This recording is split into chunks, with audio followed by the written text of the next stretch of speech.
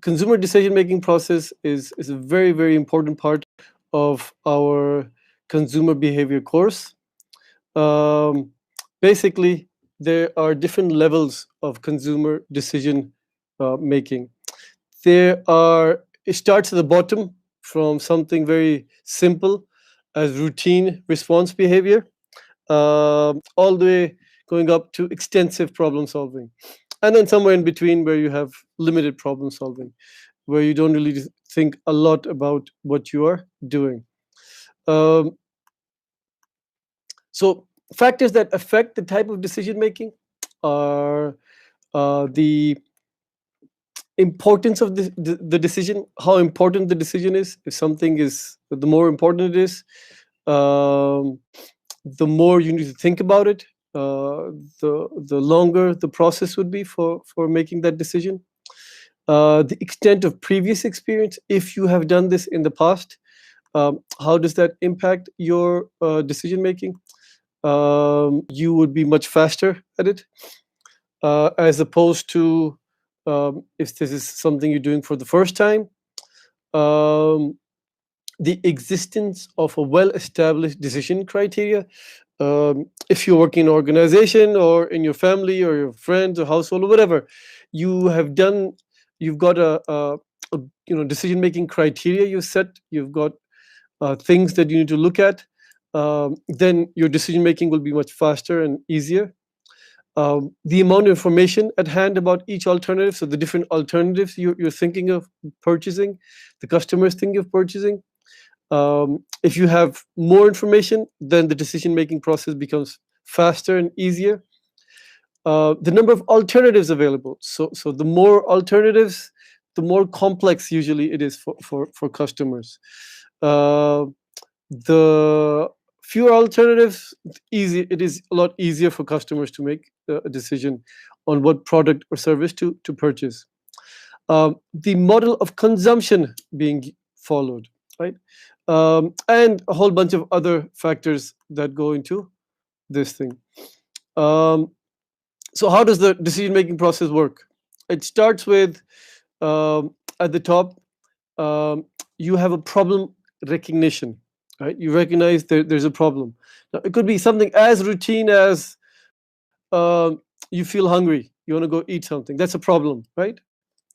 It could be problem, it could be need, it could be want, desire, whatever. But there's a problem. You need to go and solve that problem.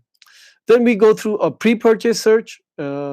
We do an alternative evaluation, find out all the options that are available for us, um, and then we purchase it. We use the product or service, and then there's the post-purchase evaluation.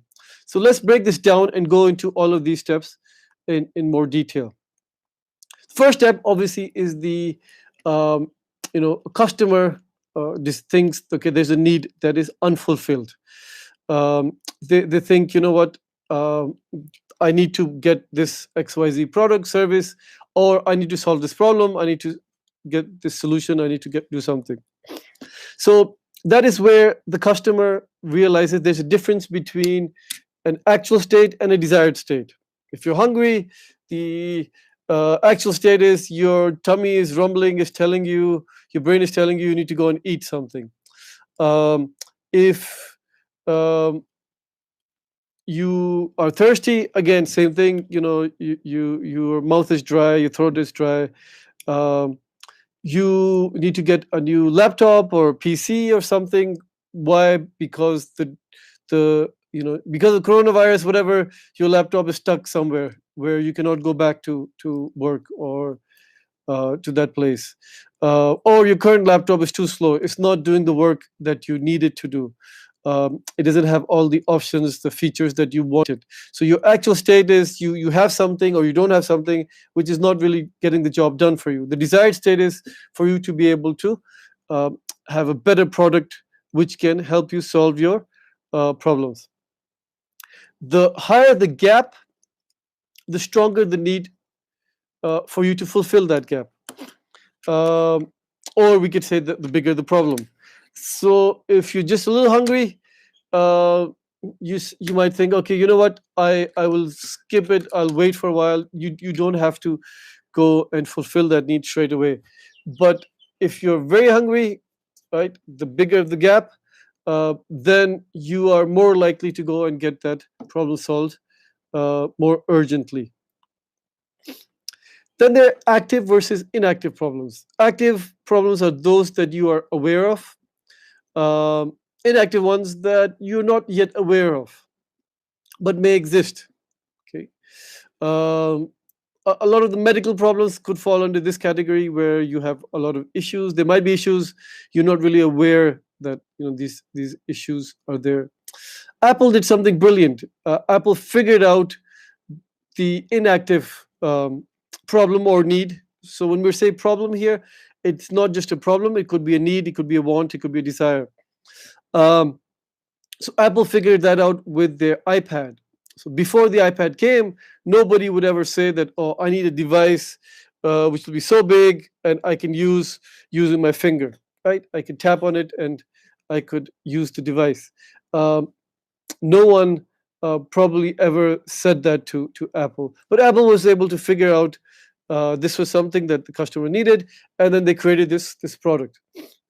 So those that require immediate solutions and those that do not require immediate solutions. So your roof is leaking, okay? That requires immediate solution, especially if you live in a place where it rains a lot, or if you are in a place where the rains are about to start, the rainy season or the monsoons or something of that sort. Immediate problem, and you get it fixed. Your car is broken. You need to get to work. Hopefully, after the corona lockdown is over, all of us will be back. But if the car is broken down, you need to get to work. You don't have any other mode of transportation, then that is something that needs to get solved immediately. The problem recognition and marketing strategy. How do these two things fit in with each other? So what we want to do is, as marketers, identify existing consumer problems and find solutions for those. Okay, so we want to look at our target audience and say, what are the problems that our customers are trying to solve? What are the issues that they're trying to fix? We might want to lower their actual state, right?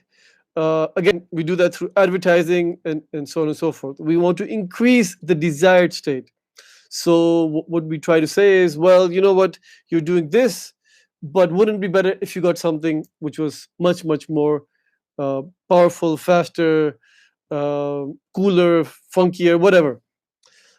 Increase the importance of the gap between the actual and the desired states. So, there are people out there, and marketers do this. The people out there who buy products which they might not necessarily need.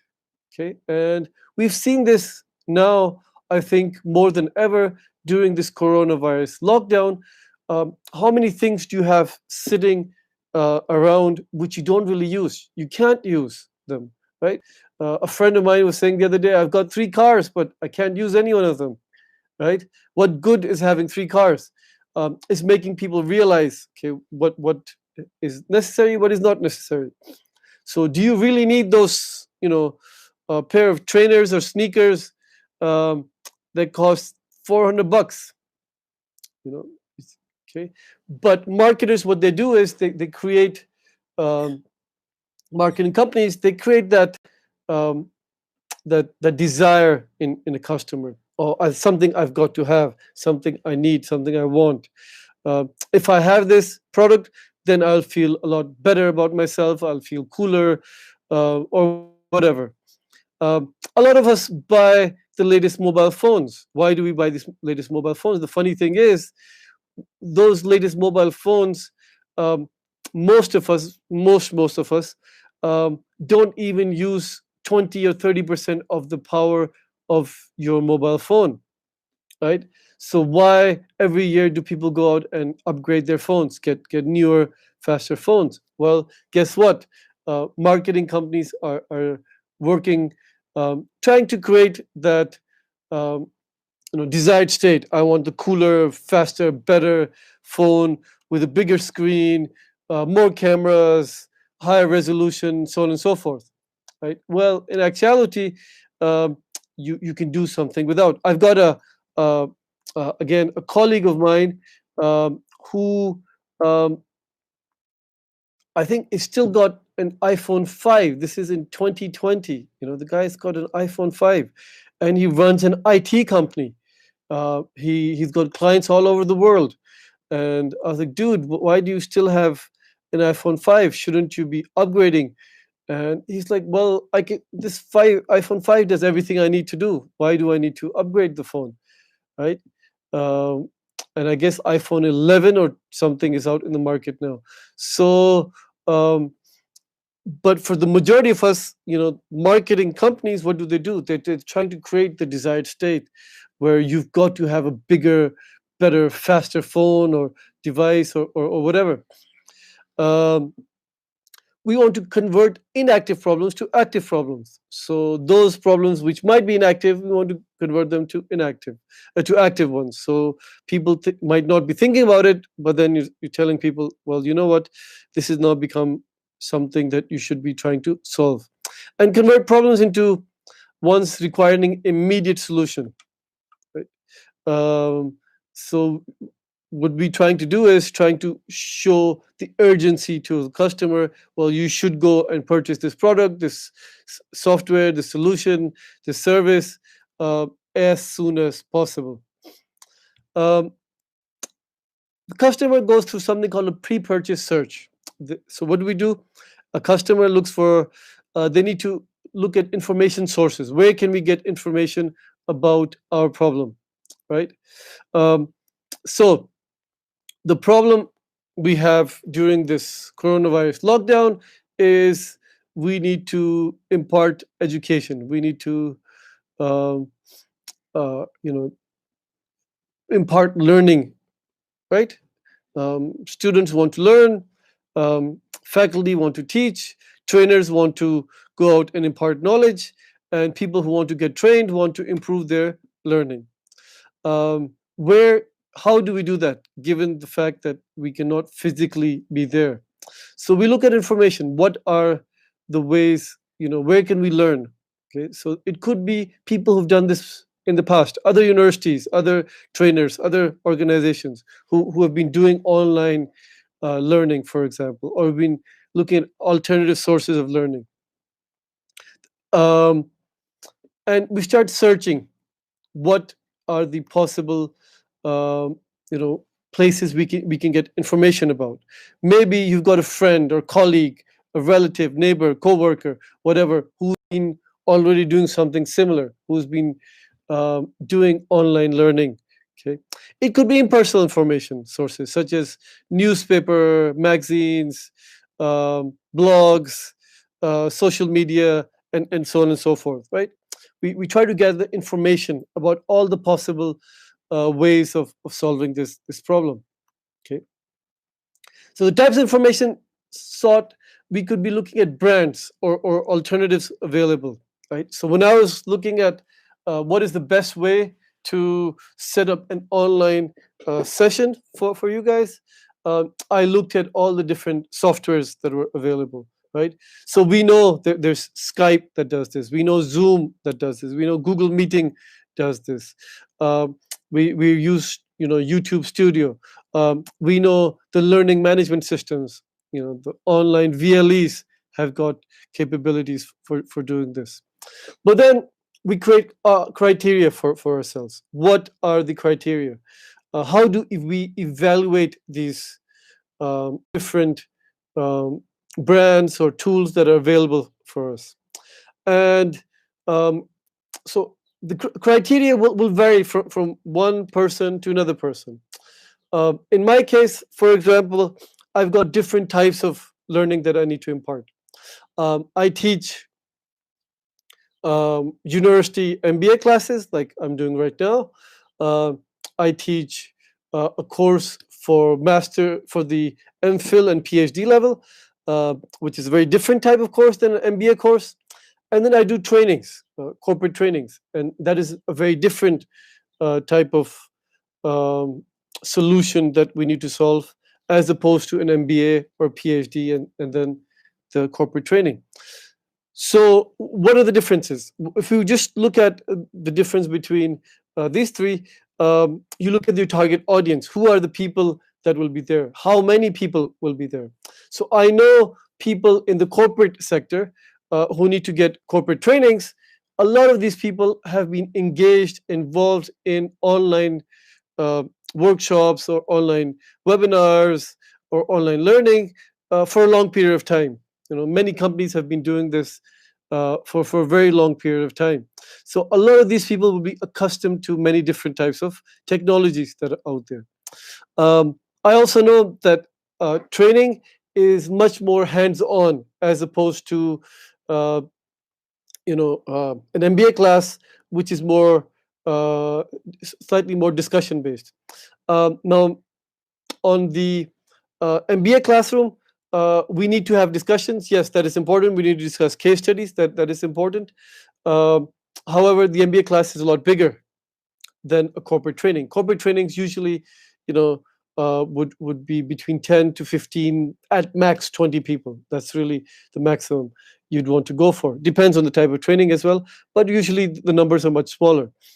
If you're teaching a PhD class, again, the numbers are even smaller. So the group I've got right now, there are only 4 people on that class. So the interactivity that we need would be very different on all three of these types of um, solutions that I'm looking for. Um, then you need to look at the profile of the users, right? Like I said, uh, people who are working in the corporate sector, they have a lot of experience. People who are doing MBA, they might have some experience, um, but it won't be at a higher level. Whereas the corporate sector, usually it's senior guys who've got higher experience. Um, what are people comfortable with? So this is one of the things I thought about. What would be people comfortable with? So you would really want to use the tools and technologies that people already use, right? Um, so for the MBA, I know, because the age group is much lower as compared to um, the corporate trainings. I know the types of social media that people use are very different. Okay, when I ask my corporate training workshops, the participants, how many of them are on Snapchat? It's usually 1 or 2 people out of a group of, say, 15 people who would be on Snapchat. But if I ask you guys the question, I would ask, who is not on Snapchat? Um, and the answer to that will be, there'll be very few people, I think, who would not be on Snapchat. Most people would be on Snapchat. So the type of social media that people are using is very different because the age groups are different. Um, so that is one of the criteria that I looked at when I was evaluating what media to use and how to uh, how to solve this problem. Let's take this from slightly different perspective. um, let's take this from a slightly different perspective and look at the uh, example of eating out, right? So you're hungry, you want to eat out. Well, um, what are the sources of information available? Okay, well, because we are in coronavirus lockdown, um, there's many restaurants. Um, so obviously you cannot go to a restaurant and eat physically, but at the same time, you um, you can order food from different restaurants, right? Um, how many people here have ordered food during the coronavirus lockdown um, for to their homes, right? You can just okay. So I have yet to do this, so I don't have much information for this. So I'll need to go and find out what are the restaurants. Where do I get this information from?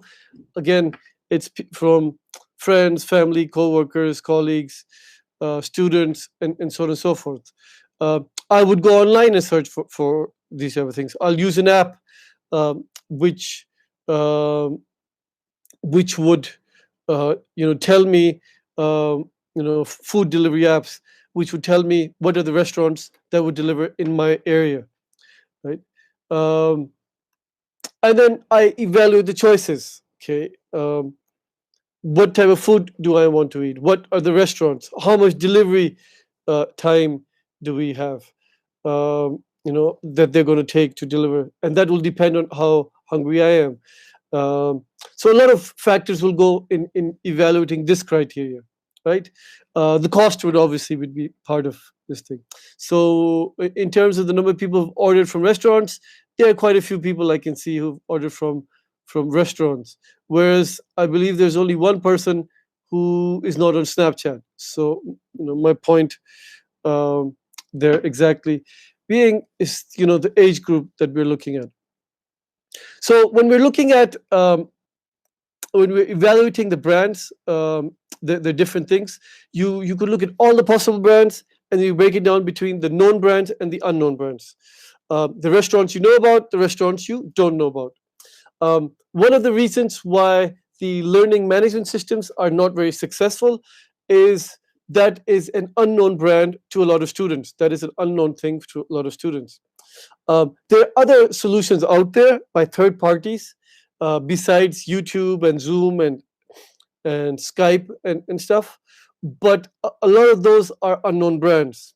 Now, before the coronavirus lockdown, Zoom was relatively unknown for majority of the people. It was perhaps relatively well known for people working in the corporate sector because that is uh, a tool that a lot of people used prior to the coronavirus lockdown. But in for other people who had not used this was relatively unknown. Um, However, that unknown became more popular because you saw it on media, you saw it on television, you saw other people using Zoom to communicate with each other. So you're like, oh, okay, that's something different, something that I might be able to consider. So within the unknown brands, you're looking at further criteria. Within the known brands, you have certain criteria that you're looking at. Things you'll have sort of experiences. So the known brands, things might not have worked for you. So you'd like, do I want to use this? Do I not want to use this? There will be acceptable brands and there will be unacceptable brands within these categories. There'll be brands that you'd be indifferent about. You don't really care. And then the brands that are overlooked um, within these things. Um, and then within all of these, obviously, brands you've tried before, brands you have not uh, tried before. Um, so when we're looking at the brands, we have to go by these set of criteria. Now, what is acceptable, what is not acceptable, that again varies from one person to another person, one type of consumer to another type of consumer. Uh, those brands that have higher degrees of loyalty, obviously, they'll be acceptable more to a larger group of people. Factors that increase the level of pre-purchase search. So it could be product factors. You have a higher level of search when it is a long-lasting or infrequently used product. So something that is long-lasting, that is infrequently used, you would have uh, a higher degree of search because if it is long lasting, that means you're not buying it more frequently, right? So for example, I don't know, a washing machine is something that is relatively long lasting.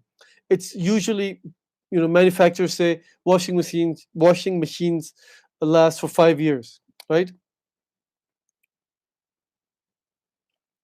um, so that is a product which is longer lasting. A car is something that is longer lasting. House is something should be long lasting. Um, so infrequently used products again. I don't know. Yeah, I've got a steam mop. Okay, so it looks like a vacuum cleaner. For those people who don't know, it's got a little, uh, you know, bottle in it. You fill it up with water.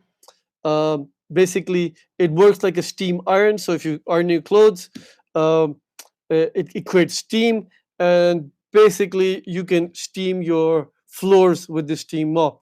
Okay, I've got the device. I purchased it, I don't know, 6 years ago. It's still there, not very frequently used. I don't steam the floors um, on a frequent basis.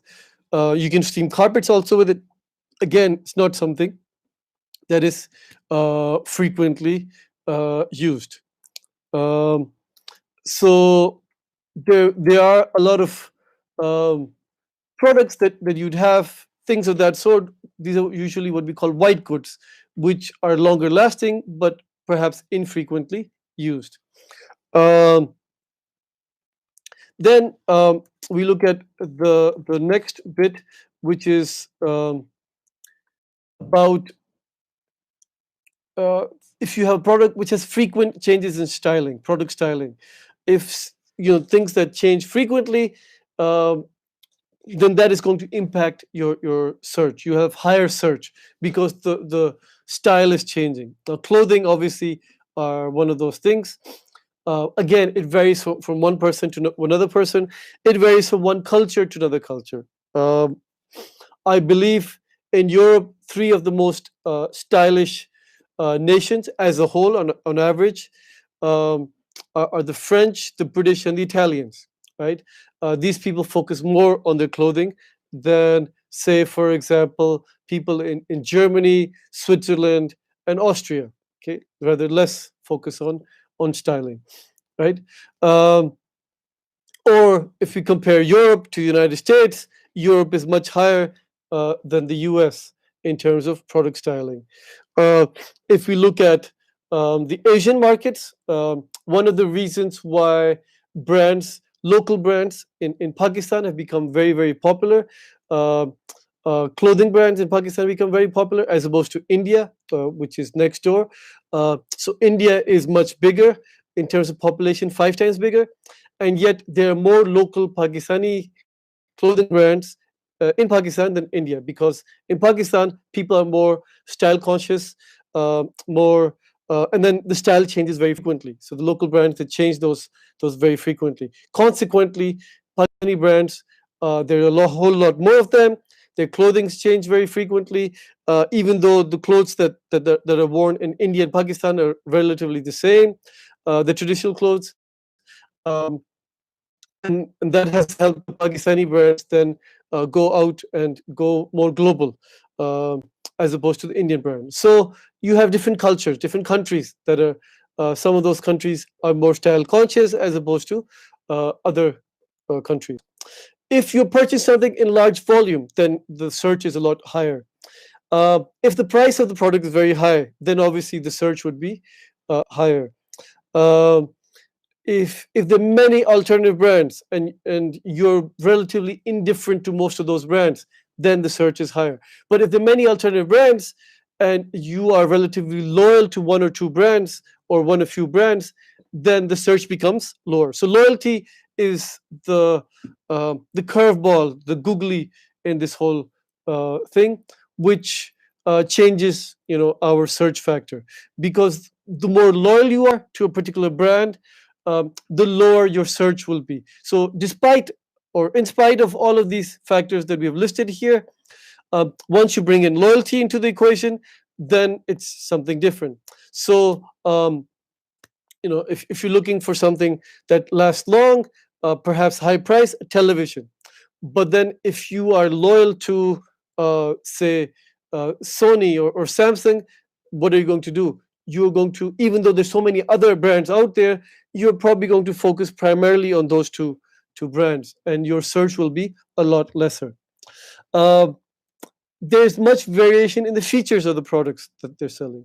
Okay, so if you have products where there's a lot of variations, then your search will be much higher.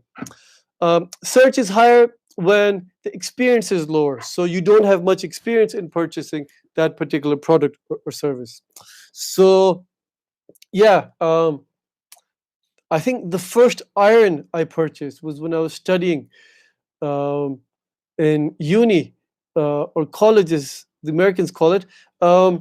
And I didn't have an iron. I didn't know how to purchase an iron, and it's very funny. I spent a lot of time, even though the iron it costs very little money, um, but I didn't have much experience in purchasing an iron.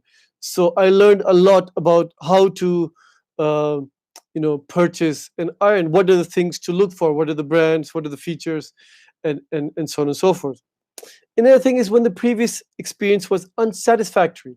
You're not happy with the last brand um, that you used, with the last company that you went with. So then you are going to search more. Um, you search more when you're purchasing a gift for someone, right? The product is socially visible when it is in use. Okay. Um, we look at other factors. Your search is higher when the purchase is discretionary. All alternatives have both positive and negative qualities. There's no agreement among users. So some people are saying one product, some people are saying another product. There's conflicting information that is available, and there could be other factors that go within this thing. Uh, the search goes higher when consumers are well educated, have higher income levels, and are younger. Okay, so the younger you are, the more educated you are, higher income, then you're likely to search more. Consumers are low in dogmatism and risk perception. Level of involvement is high. Shopping is seen as an enjoyable activity. So yeah, there's a lot of people who enjoy shopping out there. So a quick question here is how many people enjoy shopping? Okay, so to be frank with you guys, I was not a person who used to enjoy shopping, right? But that's something that changed over time. I think as I got more and more into marketing, um, initially I was going there and I had a professor. Um, he said that if you want to, um, look at a market, you want to see how well a market is doing, go to the shopping mall, see what people are doing, which brands they're going, what type of things they're buying, and so on and so forth.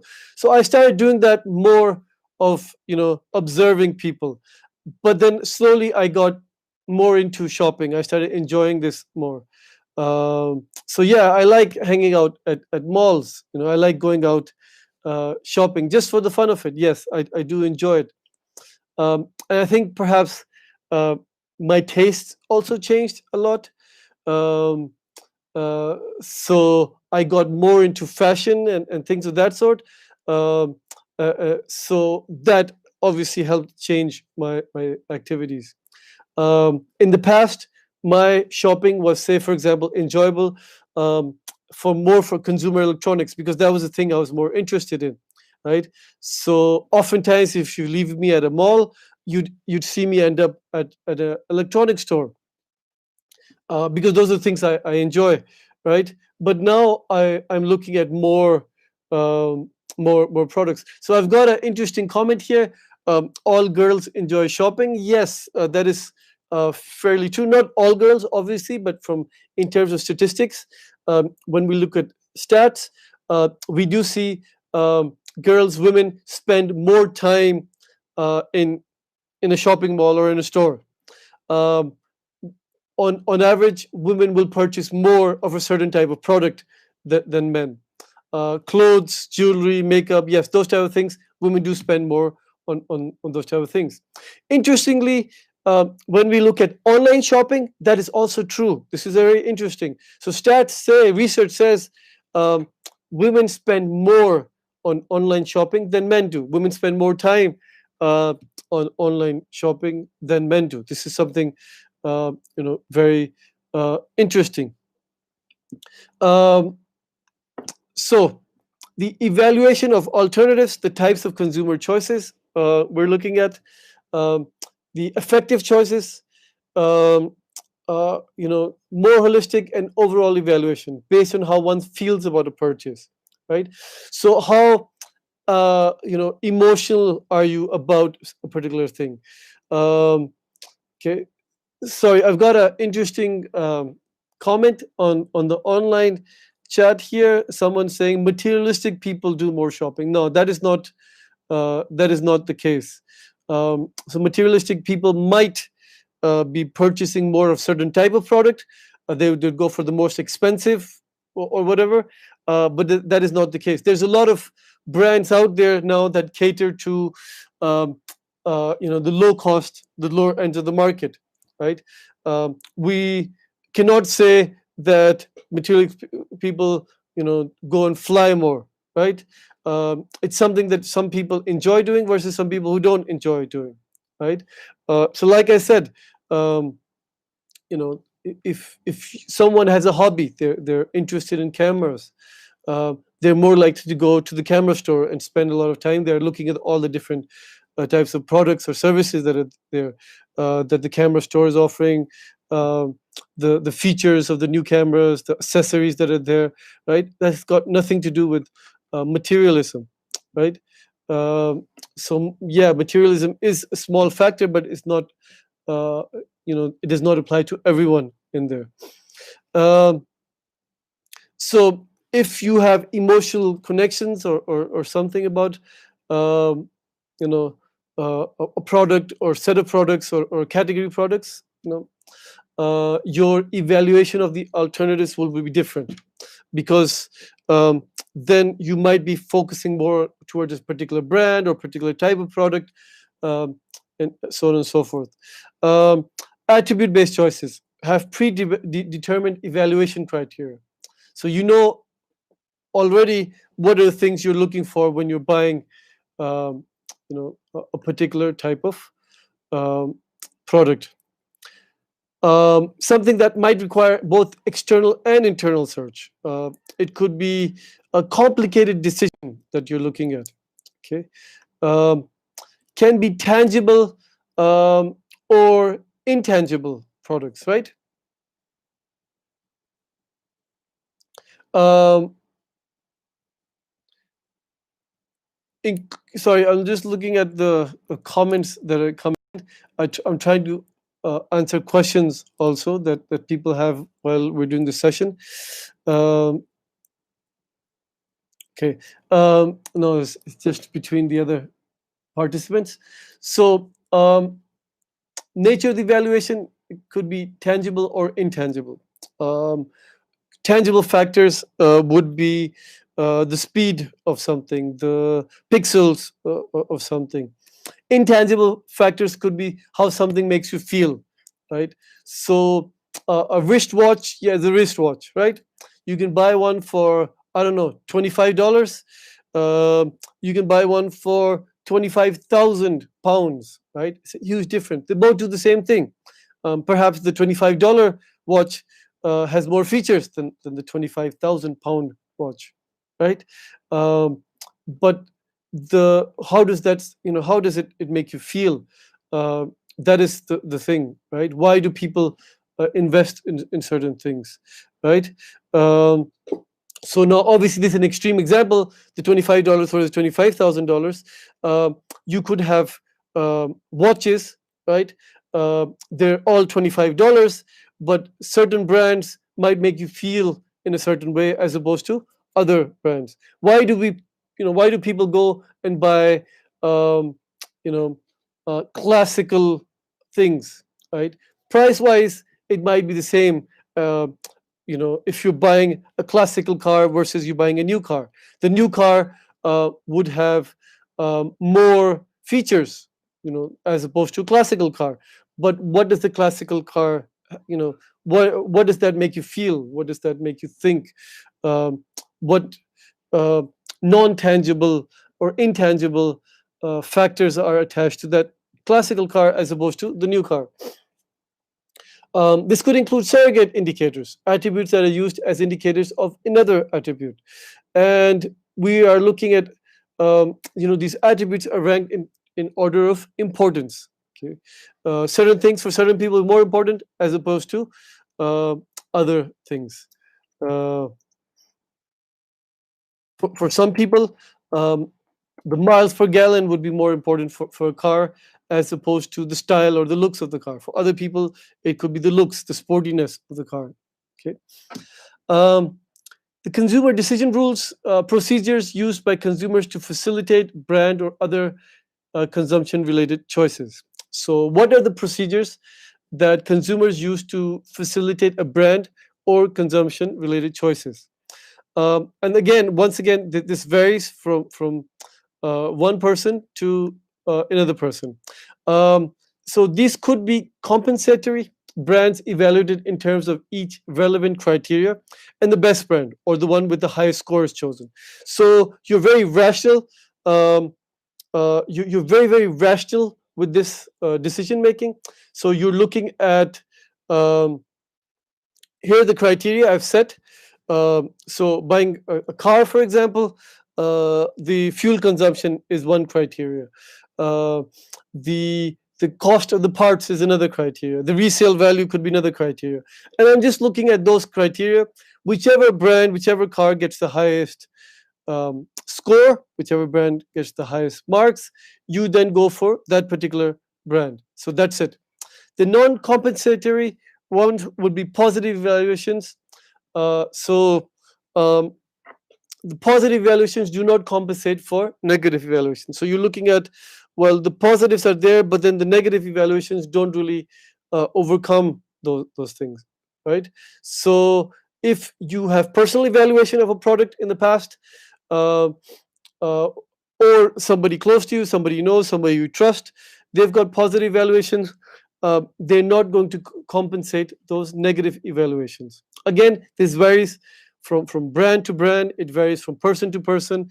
It varies from um, one person's choice over another person's choice. So when we're looking at non-compensatory consumer decision rules, excuse me, um, the conjunctive decision rule is product attributes are identified. You look at a minimal acceptance cutoff point. Okay, so I don't want to go below this point. You're buying a phone, you're looking at the battery power. I don't want to go for a phone that gives me less than, I don't know, 8-10 hours of battery power. So brands that fall below that cutoff point, you do not consider them. They're eliminated from our our decision making. Then we could have a disconjunctive decision rule. Consumers identify product attributes, establish minimal acceptance cutoff point for each attribute, and accept the brand that meets or exceeds each or any one of the cutoff points. So you have a certain set of cutoff points. Any brand that meets any one of those attributes, the cutoff points, they're included in our list of products to evaluate. Um, Moving on, the product attributes are identified. This is the lexicographic decision rule. Product attributes are identified. Um, they're ranked in terms of importance. Brands are compared in terms of the attribute considered most important. So obviously, you'll have certain attributes that'll be more important than others. Um, and then the brands with the highest scores on the first attribute is chosen. If there's a tie, you move on to the next attribute. Again, oftentimes consumers do this in their head. These are not things that normally people sit down. Um, they're not, people sit down and think about in detail. The decision making process uh, would be more formalized when, as we said earlier, if the product you're purchasing is something that's longer lasting, that's purchased infrequently, higher in price, uh, so on and so forth. So just give you a hypothetical, rating. So if you're looking at three products here in this table, they've done three products: the Dell laptop, compact laptop, Toshiba laptop. Okay, does Compaq still make laptops? I'm not really sure, but okay. Um, so what are the features we're looking at?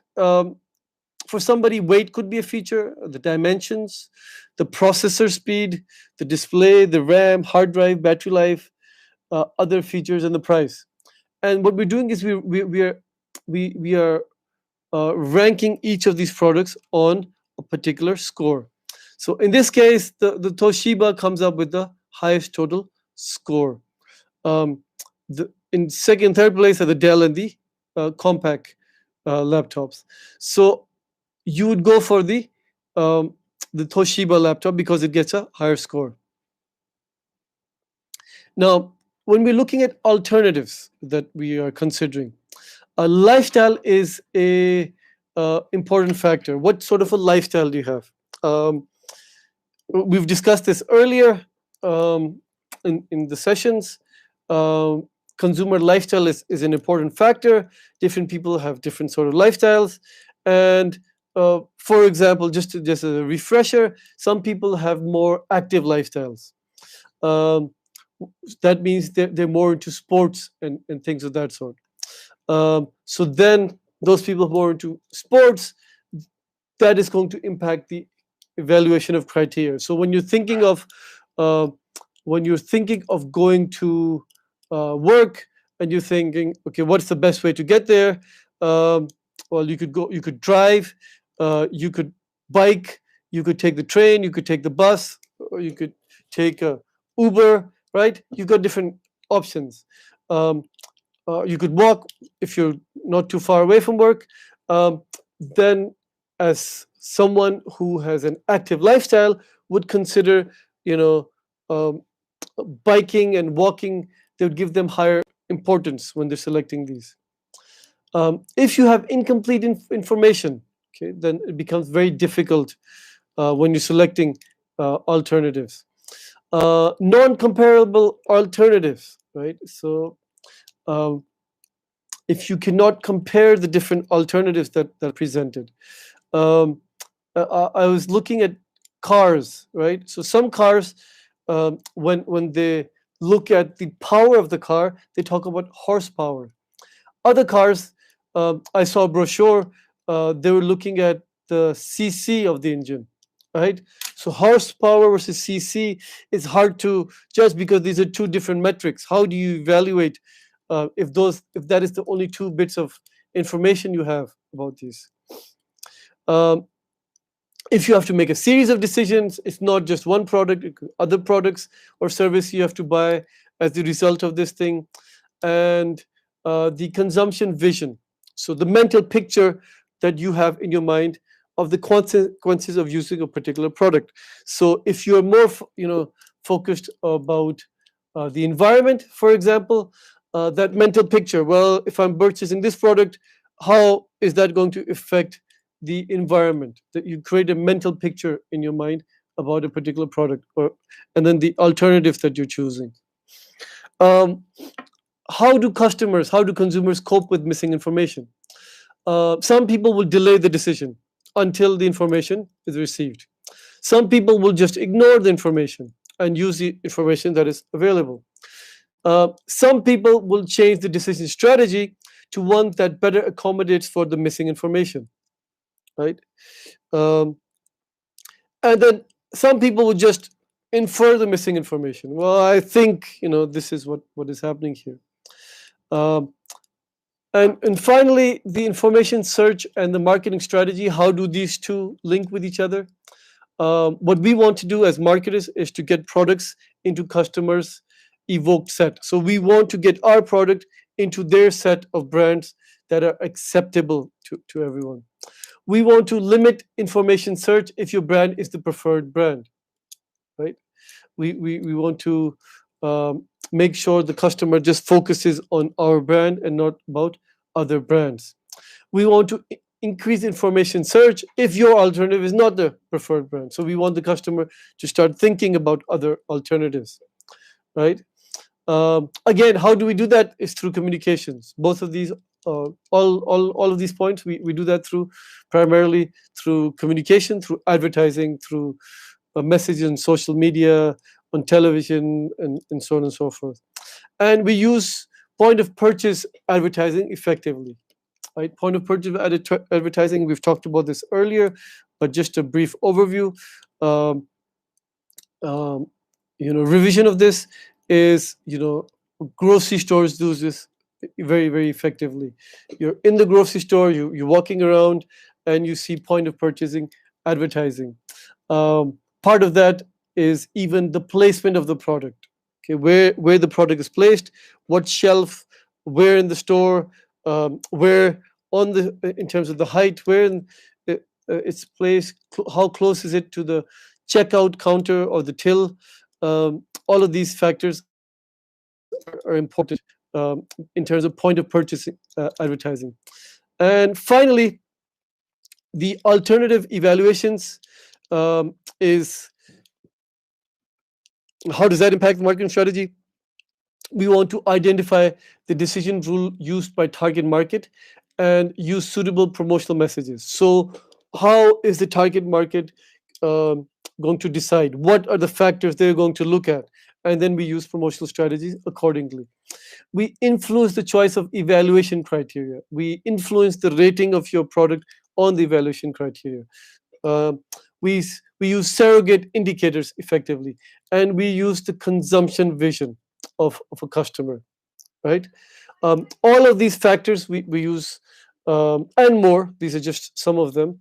Um, to bring into our marketing strategy. So once we know how our customers think, how our customers behave, how our customers act, um, how are they making that the decision making criteria, then we can make a better marketing strategy to effectively target our customers and to have an impact on their decision making criteria. So once again, we're doing these lectures, but it is really, really important that you guys are reading um, up on these topics. Any book will do on consumer behavior. You could get the one that we are using the slides of, but really any book on consumer behavior would be useful. It's really important that you guys read these chapters in conjunction with listening to the lectures. And that's the end of the lecture for today.